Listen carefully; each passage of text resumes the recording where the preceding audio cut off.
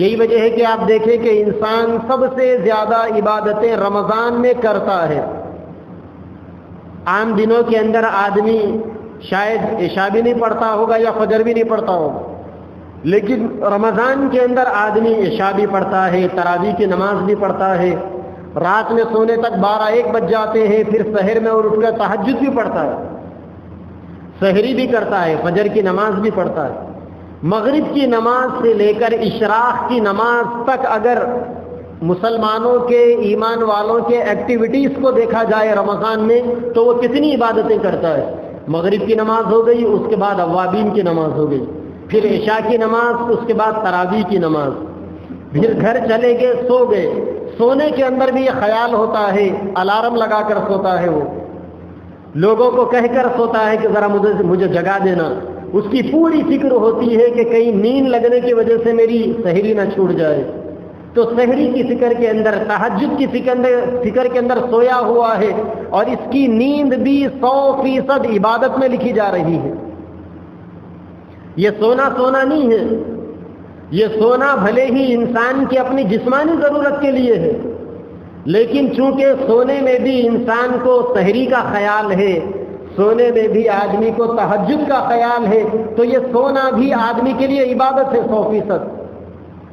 جب نیند سے بیدار ہو گئے آدمی 3 بجے، 3:30 بجے، 4 بجے، فوری ہڑبڑا کر اٹھ کر آدمی جا کر وضو بناتا ہے، وضو بنا کر تہجد کی نماز پڑھتا ہے، 6ویں عبادت، پھر سحری کرتا ہے، 7ویں عبادت، پھر اس کے بعد چل کر مسجد کو آتا ہے۔ طبیعت نہیں چاہتی، جسم تھکا ہے، نیند پوری نہیں ہوئی، لیکن اس کے باوجود آدمی مشقت کرتا ہے، اور مشقت کر کر مسجد کو آ کر فجر کی نماز پڑھتا ہے، 8ویں عبادت، اور فجر کے بعد بیٹھ کر کچھ علم کی باتیں سنتا ہے، مسائل کو سیکھتا ہے، قرآن کی تفسیر کو سیکھتا ہے، علم میں اضافہ کرتا ہے، 9ویں عبادت۔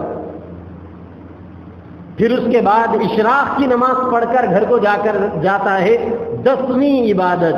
گویا مغرب کی نماز سے لے کر عشاء کی تو اشراق کی نماز تک 10 قسم کی بڑی بڑی عبادتیں انجام دیتا ہے آدمی۔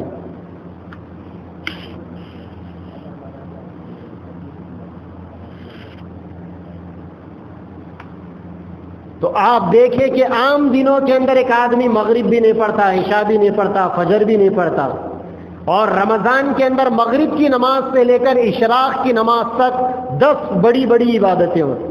اچھا، اشراق کی نماز سے لے کر پھر مغرب تک کیا کرے گا آدمی؟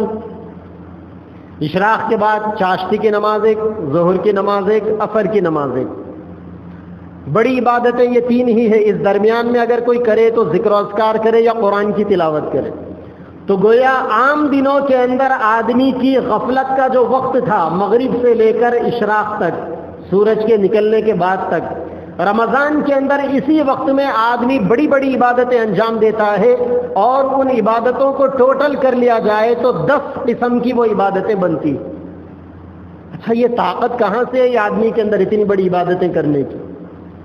مغرب سے لے کر اشراق تک اتنی ڈھیر ساری عبادتیں کرنے کی ہمت کہاں سے ہے آدمی کے اندر؟ یہ دن بھر بھوکا رہنے کی برکت سے۔ دن بھر آدمی بھوکا تھا، آدمی کا نفس کنٹرول میں تھا، گناہ کرنے کی طاقتیں کمزور پڑ گئی۔ دن بھر آدمی بھوکا تھا، انسان کے اندر، انسان کا دل، انسان کا اندرون پاکیزہ ہو گیا، انسان کے اندرونی کدورتیں ختم ہو گئی، دل کے اندر صفائی پیدا ہوئی، اور نیکی کرنے کی طاقت پیدا ہوگی آدمی کے اندر۔